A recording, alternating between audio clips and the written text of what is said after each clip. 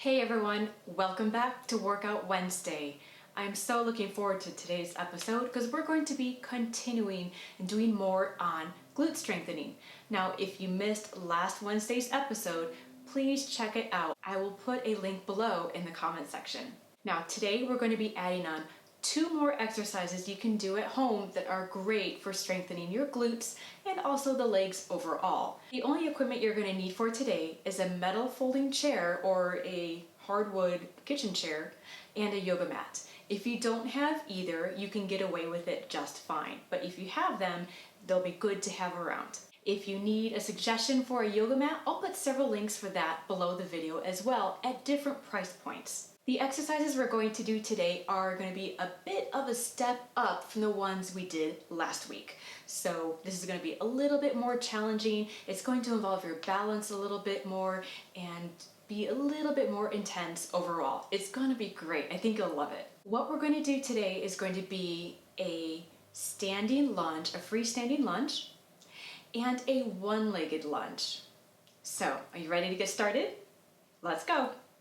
Okay, so the first thing we're going to do is to work on a one-legged lunge. As you can see here, I have a metal folding chair. If you don't have one, you can use a wooden kitchen chair or just even a piece of furniture that's stable and sturdy. Whatever you do, make sure you put it on a mat so that it doesn't slide. So we want to make sure that we can trust our equipment, it is going to support us, and that it's not going to move.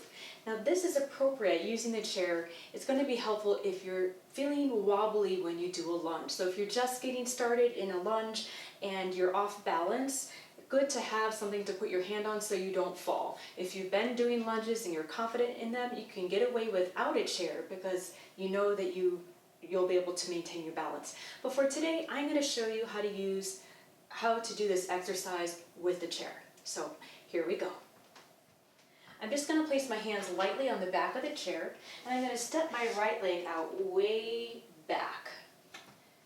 I want to be balancing on the ball of the foot, and the foot needs to be straight. So make sure that your foot isn't like this. There's a reason for that, because if the foot is turned out, that means that my hips are pointed out as well. And we want the hips to be facing forward, straight on. And you'll always know what's going on with the hip if you look at the angle of the foot. All right, now notice the angle in my front leg right here. So I want to keep my knee stacked over my ankle. My shin is nice and vertical. So what sometimes happens is people take a lunge too short because this is uncomfortable. It's wobbly and narrow. So oftentimes when people step back, they step back here, and then when they go into their lunge, this knee goes way, way forward over the big toe, or past the big toe. We don't want that to happen. That's why we want the long stance. Works the balance. Shin vertical, stack knee joint over ankle joint. Try to be as upright as possible in your torso. Light grip here. Don't be holding on real tight, nice and light, just for a little bit of balance. And think of bringing those hips straight towards the floor. Notice how I keep the angle here. You don't have to touch the floor with the back knee, but just get close and then stand. Here's a couple more. And then use that glute strength to step forward, kind of topping it off. Let's do the other side, just 3. All right, take some time to set up your form and alignment. Don't rush that part, nice and slow. Check out your back foot, make sure that the foot is straight and not pointing out. And then lower lift.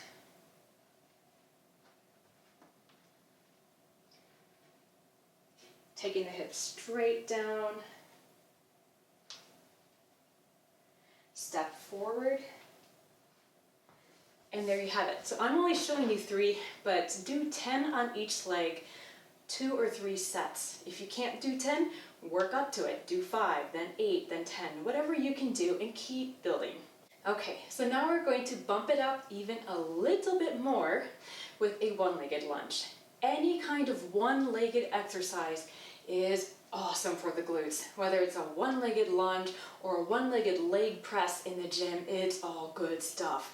So to do that, again, I am going to use the chair. You can also do this with a countertop, or if you're doing this in a gym, hold on to a bar, like a squat rack, hold on to the bar just to stabilize yourself.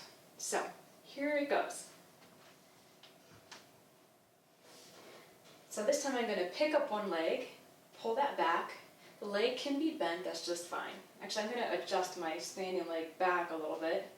And you'll know right away if you feel like you're too close, you'll want to move that back. What I'm going to do is think of sending my hips back behind me.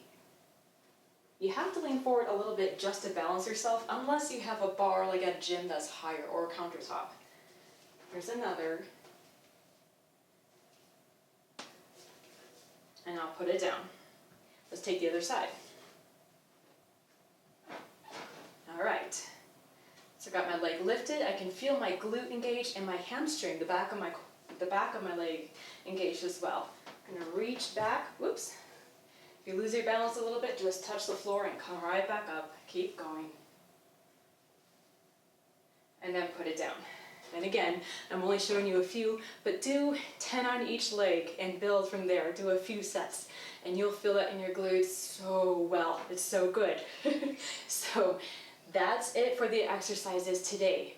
So did you like that? I thought it was great. I hope you enjoyed that and felt like you were getting some good strengthening there.